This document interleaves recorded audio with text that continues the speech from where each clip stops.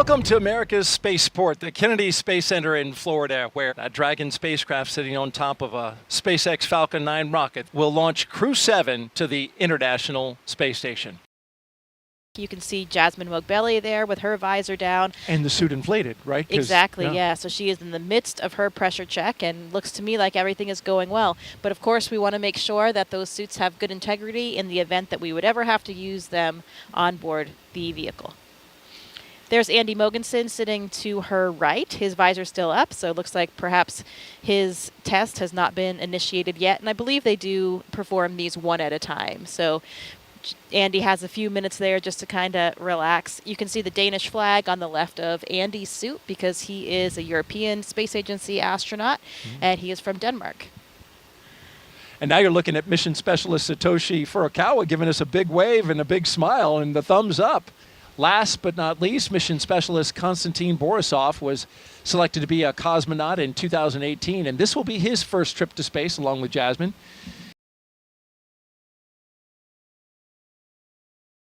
And here they come, the astronauts walking down the hallway at astronaut crew quarters. 3 astronauts, 1 cosmonaut of Crew-7 waving as they go by into the elevator, headed down to the first floor. Behind them, Joe Akaba, I believe that's Norm Knight with the Flight Operations Directorate. It is. Core on countdown, crew walkout and suit up room departure is in progress on schedule. It's impossible to not smile when you're watching them walk out with those smiles on their faces, isn't it? It's contagious. And here they come, Crew-7, taking their first steps outside before their journey to space. Again, look at those genuine smiles. You really can't hide the excitement. From left to right, we have Konstantin Borisov, Andreas Mogensen, Jasmin Moghbeli, and Satoshi Furukawa.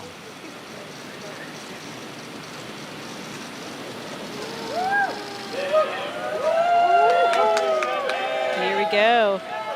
You can see some of the NASA administrator there, Bill Nelson, Bob Cabana's there, the associate administrator. We mentioned Pam Melroy already. Everybody's there to cheer them on, send them on their way. Let's listen in a little bit. We've got a microphone down there.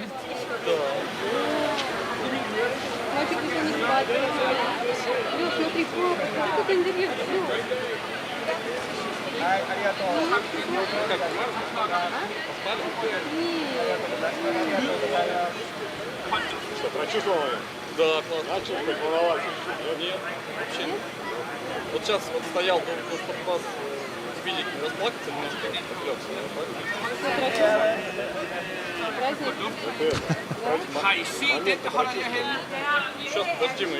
Of course, the astronauts have been in quarantine for the past 2 weeks, so that's why they're standing a set distance away from their family and loved ones. Yeah, that's right. We want to make sure that, of course, we don't carry any viruses or anything like that with us to the space station. So everybody has been in this strict kind of quarantine protocol leading up to the space flight, and they're continuing to keep their distance now.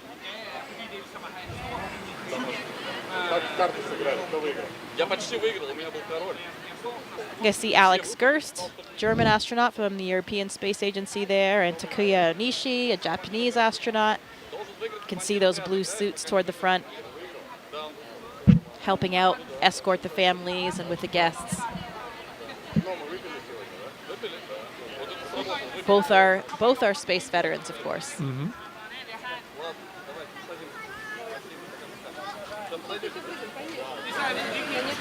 Red right here. Red right here. You see here. A double kiss from Jasmin, probably to her 2 girls. Yeah, and I heard Andy speaking Danish to his family. Yeah, you speak, you're fluent, right, in Russian and Swedish, right? I do, yes. I speak Swedish, pretty similar to Danish, so sometimes I can understand what Andy and his family are saying. Did you catch anything? I did. He said, "Vi ses, we'll see you." Yeah, oh, I didn't catch what he said at the end there. But Andy's family actually lives just a street away from me, so I see them quite often. How about that? Yeah. Well, that's nice. Here they go. Doors are closing. Well, this is a good time to talk about the playlist. Jasmin, is going to be queuing up some Stevie Wonder, Whitney Houston, some hip-hop. She's a big hip-hop fan. And apparently so is Andreas, so that works well for the commander and the pilot, who will be in the '01 Tesla. Satoshi says he'll crank some 80s Japanese pop music. And I put that on my own music app just to hear a little bit. Unsurprisingly, a lot of synthesizer. Just like 80s in America. And then Konstantin says he's going to crank some System of a Down, Pink Floyd. Look at that. I see Jaws twin girls. They're wearing little mini SpaceX suits. Oh, I have one of those for my daughter as well. They are adorable. They look exactly like the real thing. No kidding. You can see them just over at the window right now. I see, looking in at Mom. Riding on Dad.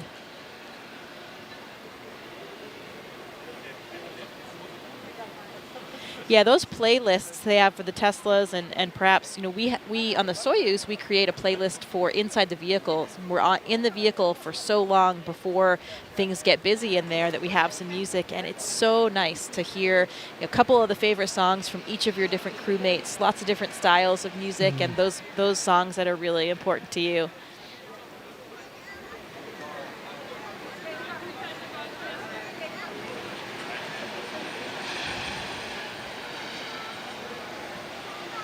We got a social question. If you have one, send it to us. Hashtag AskNASA on YouTube, Twitch. See those outfits with I the see them. hood and everything. Yeah, Yep. that hood for the helmet. They're is really too great. Cute. Got to dress like Mom. Be ready for game day. Oh, absolutely. And I imagine that helps a lot with this moment. Of course, they're quite young. But, with children of a certain age, understand that there's some risk involved, and astronauts have to have that conversation with older children. Yeah, I'm sure it gives them something to identify with. They're wearing the same outfit as Mom today and ready to cheer her along for her launch. So in the first Tesla, we've got the closeout lead and 2 suit technicians. In the second, the commander and pilot. And the third, the mission specialist, 1 and 2. And bye they go. Bye. I think you need a longer bye. You nailed it. Thank you. Here we go with our commander and pilot, Jasmin and Andreas, making their way out for a view of the rocket. And there it is, that traditional lean back. You got to try to take it all in, and it's a tall rocket. And they've got as I understand it, a very rigid back to the spacesuit, which prevents them from actually turning their heads up. So you've got to turn your entire upper torso. Right, and right? That with the helmet being integrated onto the suit, it adds that stiffness as well. I remember these moments getting ready for my launch, and it's interesting because people ask all the time, how do you feel? Are you scared? But the thing is, we are so well trained. We've gone through all of these motions so many times that even for me, when I was well into sitting in the vehicle, looking at my displays, monitoring things, hitting buttons, you're going through all of these training protocols, and it just feels like another simulation. I actually had to remind myself that this one was going to be real, that it was going to end a little bit differently. All right, there are 2 mission specialists, Konstantin Borisov and Satoshi Furukawa. Taking it in. They're getting a lot of looks. Yeah. Big wave, thumbs up. It's interesting about that elevator when they go in. If they were to ask, which floor would you like? There's actually a button that says space. Yeah. They changed the 255-foot level to space. Which floor? Space, please. Oh, yeah, right away. Let me punch that up for you.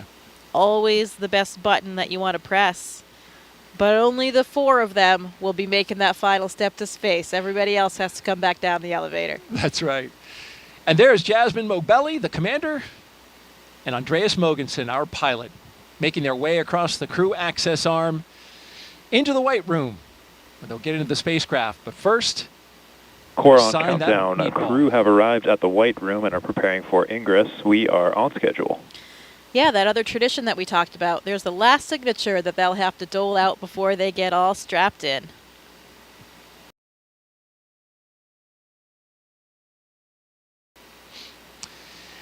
There go our pilot and commander carefully getting in. They don't want to mess up that seal, so you'll see him take a lot of time to crawl over that entryway, the side hatch.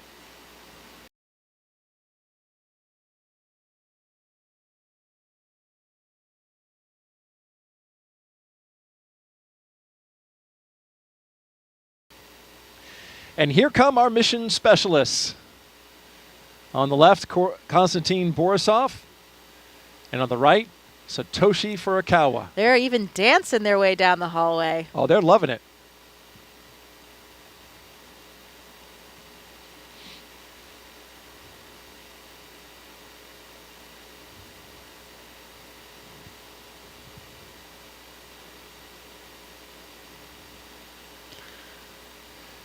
Oh, another tradition. A lot of times our astronauts and Konstantin here, you can see taking the name tags of some of their ground support personnel, and they'll be flying those to space with them. That's got to be really special for those technicians. Absolutely. I mean, they're playing such a critical role, you know, especially those connections you have with those people in those moments leading up to your launch. Really has an incredibly strong bond you have with those people.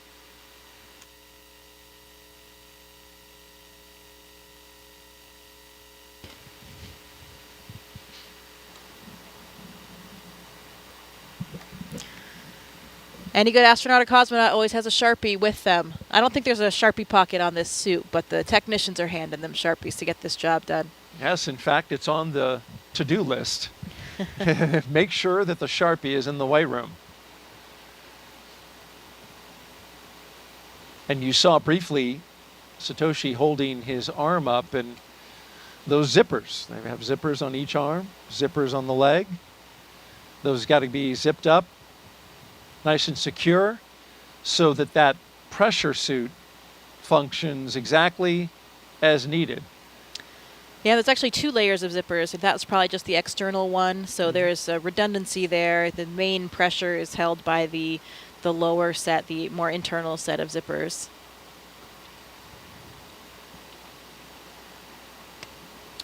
Another critical component of the way we do Core on things at NASA. countdown. Seat 1 and Seat 4 are beginning their ingress into Dragon. We are on schedule. You know, safety always comes first. We always have a lot of built-in redundancy to each system, including the spacesuits, to make sure that we can keep everyone on board safe.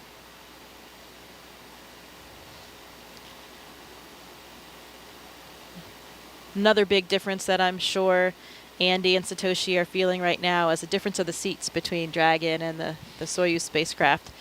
You know, you have a much more natural kind of sitting position in Dragon, a lot roomier for you to stretch your legs a little bit. You know, their heels will actually be kind of clipped in. Not clipped, but there's a little runner there that you slide your heel in. It's a little notch in the boot. You slide that onto the boot plate to help secure your feet for the launch and landing process. But while they're sitting there on the launch pad, they can take a foot out if they want, stretch a little bit, and move around. Kind of like a ski boot and a ski, or a, cycling shoes that have those. Yeah, kind of like that cycling shoe, but a little bit of a different mechanism. It's just kind of a front to back slide. You can see Andy looking up at the displays there. Looks like he's configuring something or checking something on the monitors. And Satoshi and Konstantin getting strapped in. They have their little satchels, that's what they call them, on their knee there. They have a tablet, so they have procedures on the tablet. If they have a few small items that they might need during the ascent, they can have them in that little satchel as well.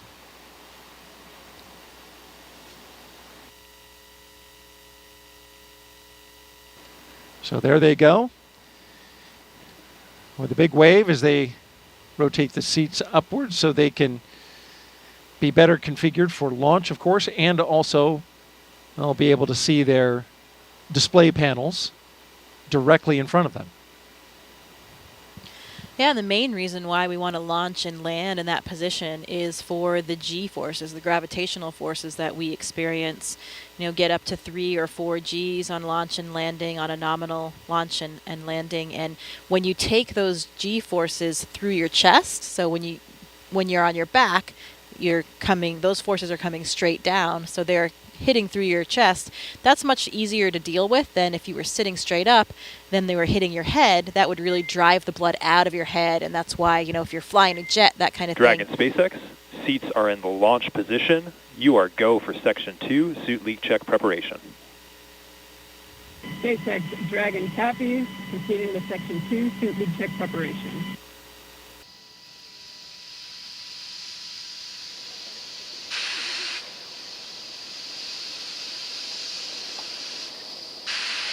Now about 2 minutes and 30 seconds until launch.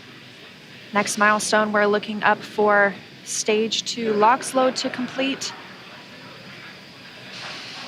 Additionally, shortly after that, we'll hear gas closeout begin, isolating the feed lines from the different gas systems for the Falcon 9 rocket. Those will get vented overboard through the umbilicals and the strong back itself.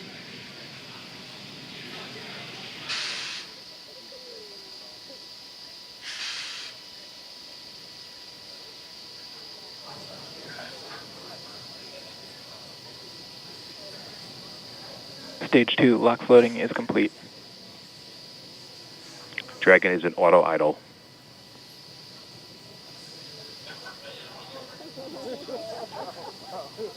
Confirmation that stage 2 LOX load is complete. Dragon and Falcon 9 fully fueled. Gas closeout has started. Expect loud venting. There's the gas closeout call that we expected. Additionally, we will be in auto idle. This puts the rocket in a state the flight computers understand before it takes over, making sure the transition to final countdown is smooth. Coming up at T-minus 1 minute, we'll hear that Dragon is in countdown. Its computer will switch to countdown mode. We'll also hear that the flight termination system on Falcon 9 is armed. Falcon 9 is in startup. Dragon's in terminal count.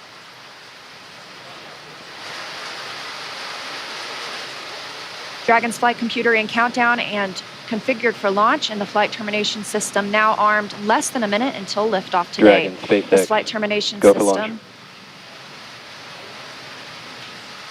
Dragon copies, go for launch. You heard it, Crew-7 getting the go for launch, just 30 seconds away for an on-time launch. At the time of liftoff today, the space station will be flying 260 miles over southeastern Iraq. T-minus 15. K-minus 10, 9, 8, 7, 6, 5, 4, 3, 2, 1. Engines full power, and liftoff. Go Falcon, go Dragon, go Crew-7. Endurance ascends, an international crew Copy, 1 destined Alpha. for the International Space Station. Stage 1 That's propulsion is 1.7 nominal. million. Good calls from the propulsion officers here. Propulsion's nominal. 1.7 million pounds of thrust on Falcon 9, taking Crew-7 to the International Space Station, now traveling almost 300 miles per hour.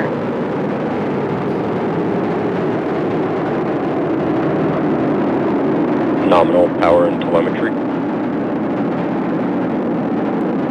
We are just about T Stage plus 1 throttle 45 seconds into the 7th rotational crew mission on board Dragon and Falcon 9, and right now the vehicle is throttling down to help us pass through the period of maximum dynamic pressure.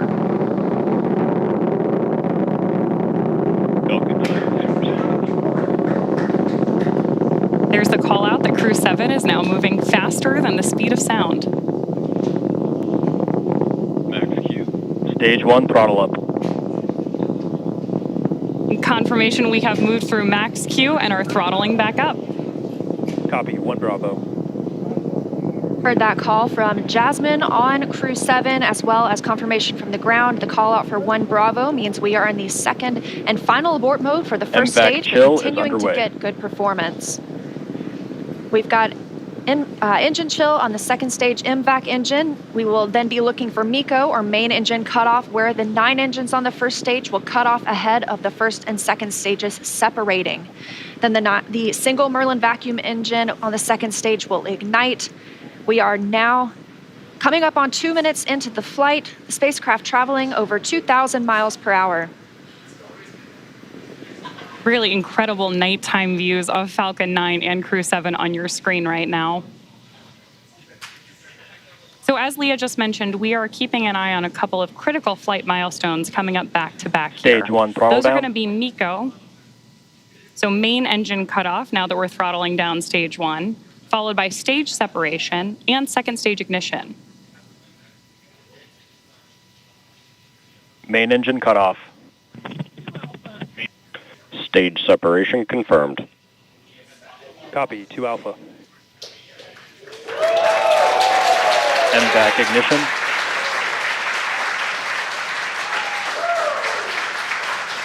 So there you heard and saw MECO, stage sep, and hopefully you heard Jasmin call out for the 2 Alpha abort mode just before second stage ignition. And of course, this is the second stage, powering Dragon on its flight, now traveling almost 4,000 miles per hour. Over 3 minutes since launch, the second stage will continue to power the spacecraft. And our first look at the crew inside.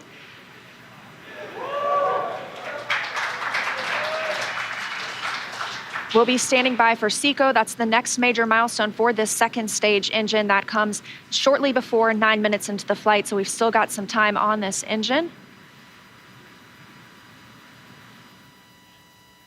So right now, while Crew-7 makes its way to orbit, our first stage booster is making its way back to land. So you may hear the call-outs here on the net shortly that we are in the middle of our boost back burn.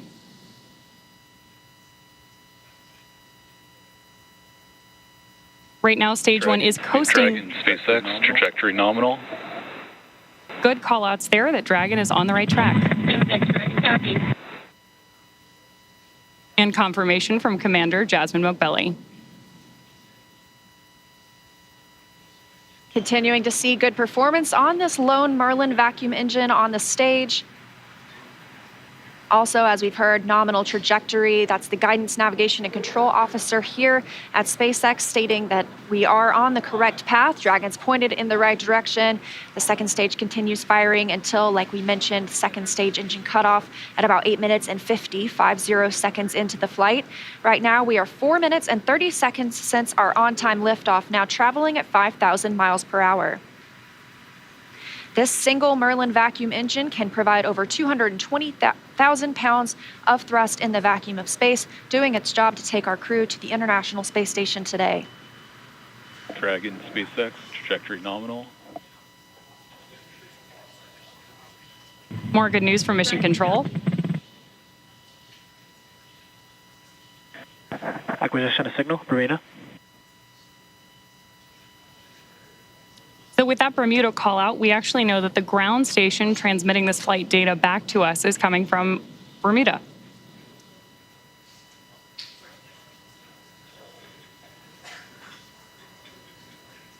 The crew is currently pulling a little more than 1 G as the second stage engine continues to propel their flight. Continuing to hear good calls to the crew, now 5 minutes and 30 seconds into the flight, traveling at 6,400 miles per hour. Again, we will continue to see the second stage fire for about 3 more minutes. Shortly after second stage engine cutoff, we will see it separate from Dragon, which will continue its journey.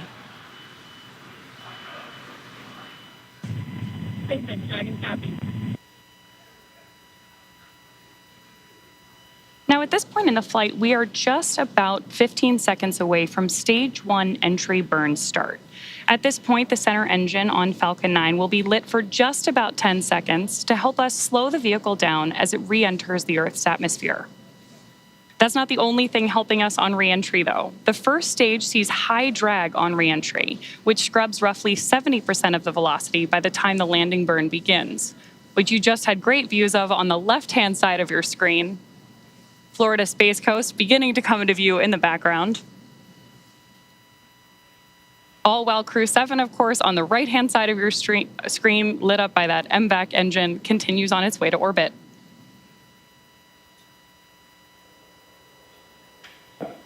We are now coming up on Nominal. continuing to get good calls as we reach almost 7 minutes into the flight. Crew traveling at 9,400 miles per hour. Again, we still have about 1 minute, 45 seconds left with the second stage propelling the crew. And of course, we are also expecting that landing burn start from Falcon 9 any second now. Great views.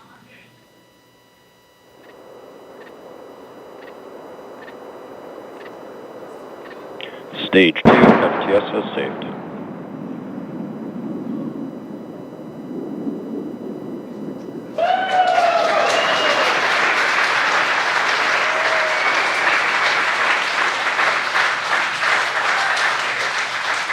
Great news there that Stage 1 has successfully landed back at Landing Zone 1 in Florida. And Stage 2 continues to propel Dragon and our Crew-7 crew members. We now are coming up on SECO, second stage engine cutoff. Again, looking at that about 8 minutes and 50 seconds into the flight. Everything continues as planned today, now traveling over 13,000 miles per hour. Again, we're looking for eventually a good orbital insertion at which we'll be traveling. Good calls here at Mission Control in Hawthorne.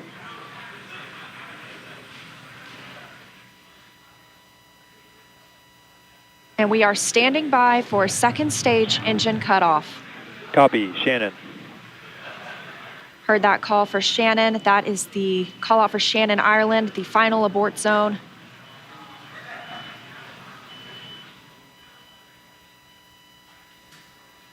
MVAC shutdown. There's audio confirmation, and you can see on your screen that we have had successful second engine cutoff 1 of our MVAC engine. Dragon SpaceX nominal orbit insertion. Dragon. And good news there that Crew-7. Nominal orbital insertion. Dragon SpaceX launch Awesome escape to hear. system disarmed.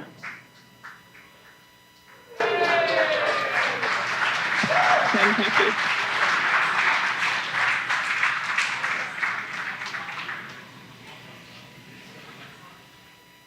That's the first look at the crew, now in microgravity, confirmation of a good Earth orbit insertion.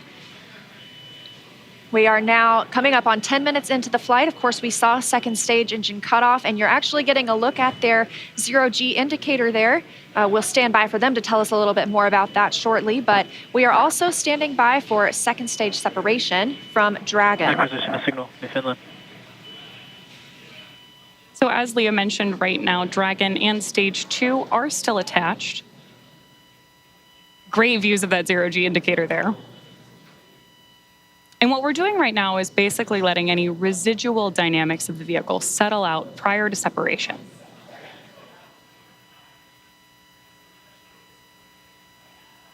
We are expecting that separation event in probably about 90 seconds. Crew looks like they're having a great time up in space, too. And as we stand by for that separation, shortly thereafter, we'll be looking for the nose cone to begin deploying. That command will be sent, and we'll see it open shortly after. We'll need the nose cone to open to expose those forward bulkhead thrusters, as well as the docking mechanism with which they will use to link up with the International Space Station. After their ride, it's almost 30 hours long.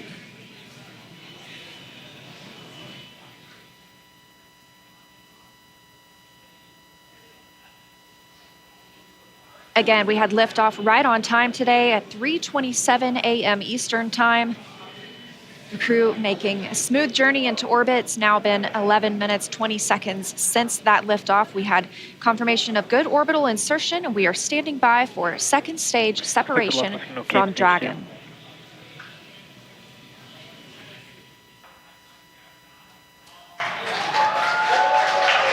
Dragon separation confirmed. Crew-7, on behalf of the Falcon team, I'd like to welcome you to orbit, and we hope you enjoyed the ride on Falcon 9. Space travel is difficult, even though you make it look easy, so thank you for trusting us to get you up there. It's not a bad way to spend a day in the office. Stand by for words from the launch director. Hello, Crew-7. This is Launch Director here on Countdown. On behalf of the entire SpaceX Launch and Recovery team, I'm honored to welcome Dragon's first ever all-international crew to orbit. Счастливого пути, Gotor, Iterashai. Godspeed, Crew-7. Cheers. SpaceX, thanks for the ride. It was awesome. On behalf of Andy, Satoshi, Toshi, and I, we'd like to thank the multitude of people who've led us to this unique moment. We may have 4 crew members on board from 4 different nations, Denmark, Japan, Russia, and the USA, but we're a united team with a common mission. We hope the work we do serves to benefit our beautiful home planet and those on it. As you said, human spaceflight requires an unparalleled level of vigilance and rigor, and we thank all those who prepared not only us, but also this truly impressive spacecraft for flight. Finally, to our families, the greater burden of our choice to explore. Thank you. Go Crew-7. Awesome ride. You saw the zero-G indicator floating around. Tell us what it was. I did. Well, that, Daryl, was a 3-toed sloth. Three-toed? Important distinction, not a 2-toed sloth. Oh, really? Yeah, so apparently this is one of Andy's kids' favorite animals. And as a family, they were even fortunate enough to see one in the wild in Costa Rica last Christmas when they were on vacation. So it was all kind of fate leading up to this, I think. How about that? This is Andy Mogensen. Andy Mogensen, the pilot. That's correct. That's right. And I guess his family calls him the slowest person in the world. So another reason why this 3-toed sloth had such meaning for all of them. I'm always the last to leave the house whenever we're going anywhere. Personally, I think it's with good reason. But they say I'm the slowest person alive, which is also why it's a 3-toed sloth, not a 2-toed sloth, because apparently that would be too fast for me. So welcome to space, Sasha the sloth.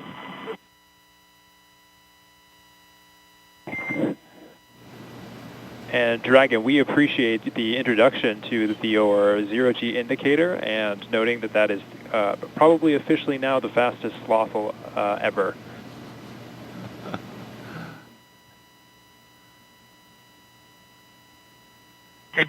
This is Satoshi.